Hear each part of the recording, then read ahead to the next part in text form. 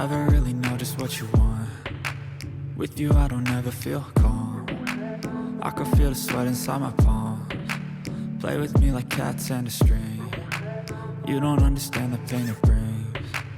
You don't ever wanna give me wings. You don't ever wanna set me free. You know I'm addicted to you, and it's twisted, you've been gifted with the evil voodoo. Got me coming back for more, even when I've been screwed. Dolls full of pins, pierce my heart straight through. I got issues in my head, I like you in my bed, but you keep me in my bed.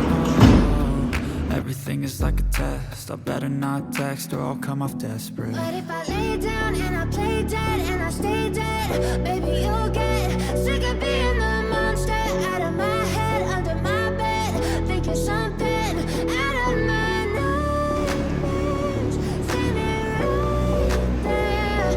But if I lay down and I play dead and I stay dead, then will you get bored of killing me? So if I play dead, will you regret everything that you did, that you said? I don't think you understand what you're doing, and my heart's black and blue from the bruising.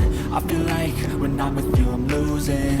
I feel like you think that this amusing, sitting there gaslighting and confusing. Was it me? Is it me? Am I deluded? I'm the one who's always sorry, the conclusion.